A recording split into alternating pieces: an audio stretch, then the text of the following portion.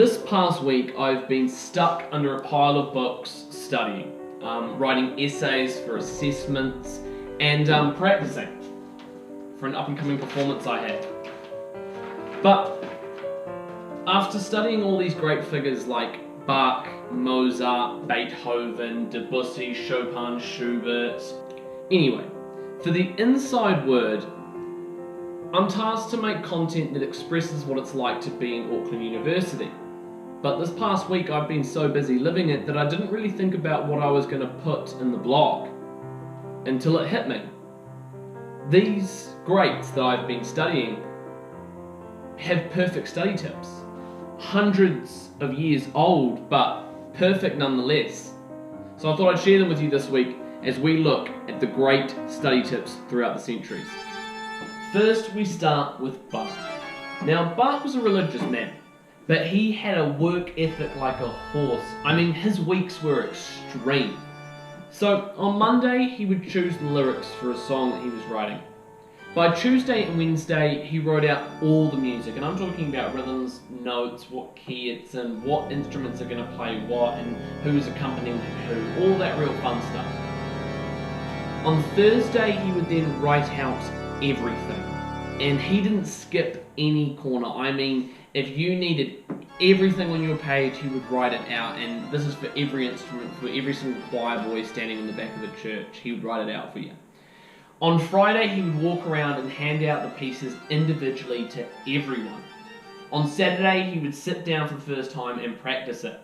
And he would change things on the fly, he'd write in new bits for new people, and then orchestrate everyone to do what he wanted when he wanted it. On Sunday, they'd perform. And then on Monday, he'd start again. He'd choose the lyrics on Tuesday and Wednesday. He'd write out the music. On Thursday, he'd be writing out the full score.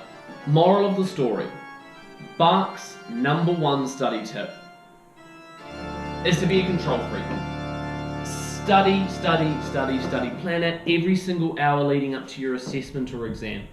Hey, it might be a bit of extreme, but if it worked for Bach, it might work for you. My second composer is Beethoven. Now, as a musician, you can imagine becoming deaf in your prime is a pretty big obstacle to overcome. At the age of 44, Beethoven lost his hearing completely.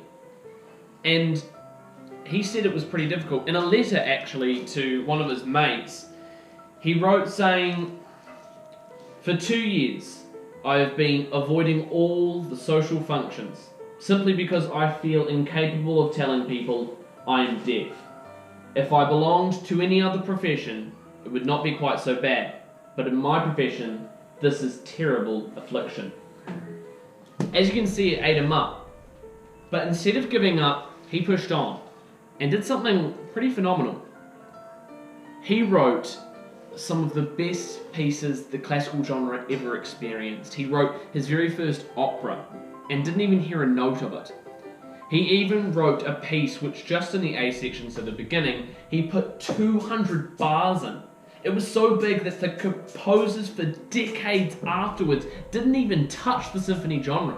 They couldn't. It was just such an amazing piece that they didn't want to mess it up or change it or anything. Beethoven's study tip is to lock yourself away. Throw away the key. Do it solo.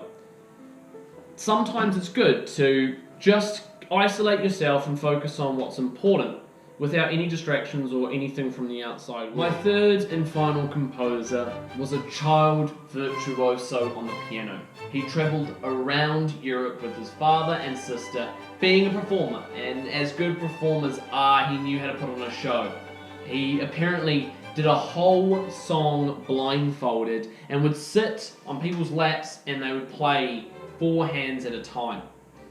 This man is Mozart, one of the best and most amazing composers of all time. I mean, everyone's heard Twinkle Twinkle Little Star, which he composed when he was 4 years old.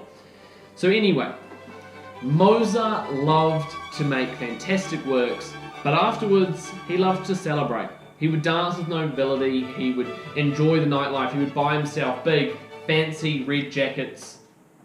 Mozart's study tip is to treat yourself.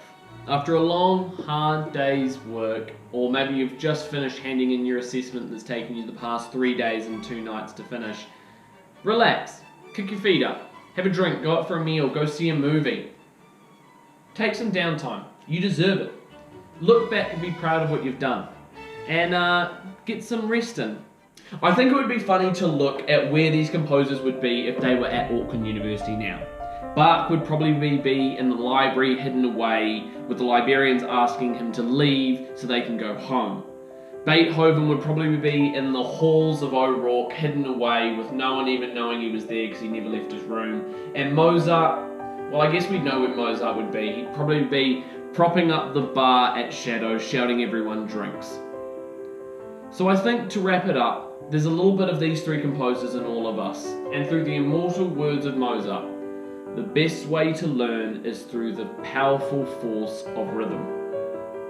So for this week on The Inside Word, enjoy your study, and I'll see you in 2 weeks' time.